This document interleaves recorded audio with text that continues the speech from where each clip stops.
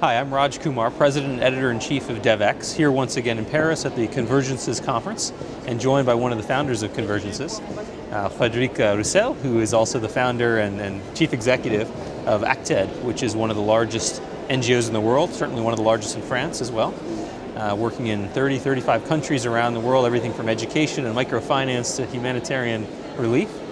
And Frédéric, you yourself come out of this field, right? You founded this from your time in, working in Afghanistan and elsewhere. Yes, thank you, Raj, for this introduction. Yes, I work in this aid industry for 25 years.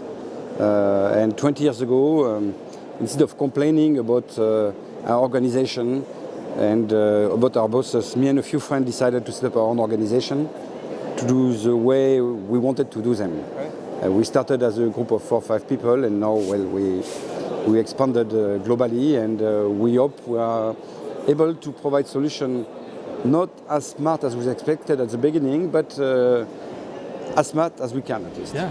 Well, now you've grown into one of the biggest NGOs in the world. I'm curious from that vantage point, and as the founder of this conference as well, what do you think is happening in development overall? What's your perspective on how development is changing? The world is changing.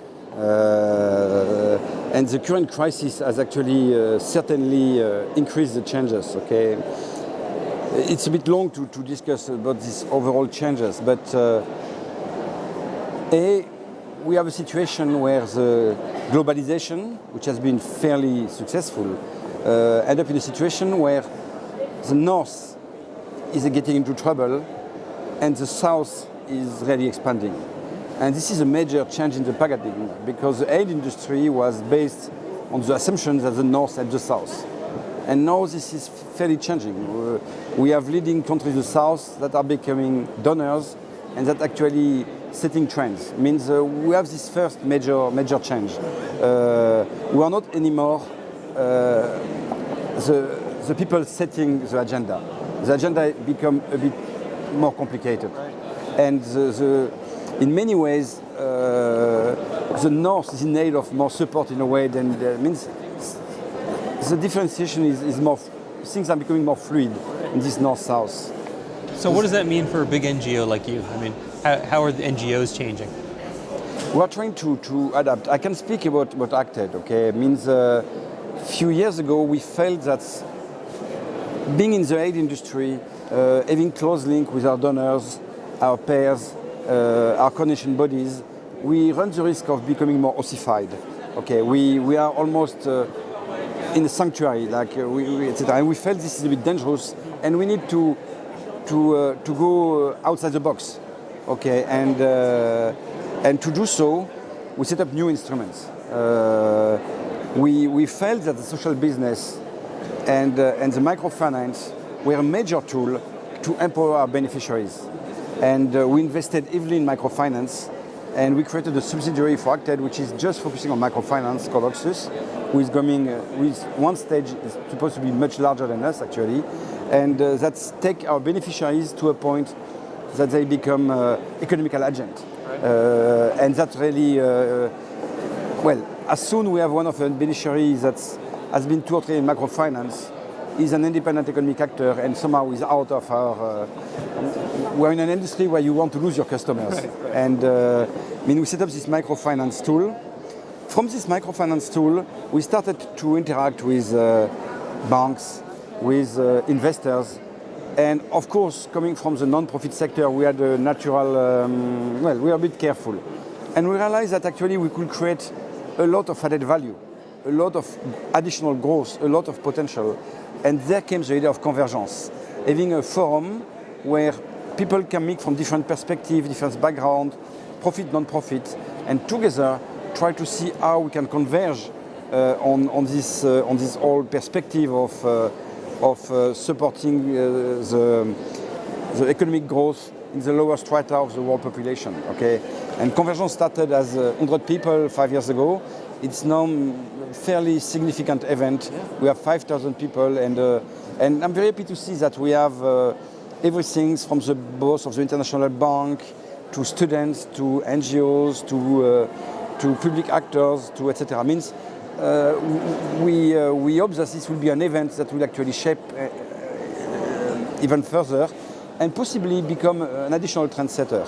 I mean, going from an NGO to do microfinance and to replicate this, etc., was our way to reply to a very changing world when the aid industry is probably, especially the Western aid industry, is coming to have a less important role due to the difficulties we face in the north, due to the fact that this southern country I was mentioning it are luckily growing and due Well, so you need a new business model in this new era, but of course there are some parts of the world where aid and particularly relief are still critical. I know you just returned from Syria. Tell us about that. You were inside Syria? Yes, I was inside Syria a few days ago. It's a very painful, very complicated, a very difficult situation. We ourselves concentrate in supporting internally displaced persons, families that have been moving from the main city which are bombed to the border, who are not allowed to cross the border, and we live in makeshift camps, basically. It's a very complicated situation. We do our best, but definitely the real problem of Syria is not humanitarian. It's a humanitarian disaster, but it's a disaster as a whole. Yeah. And we believe the international community should really be more active in avoiding this disaster to become even larger.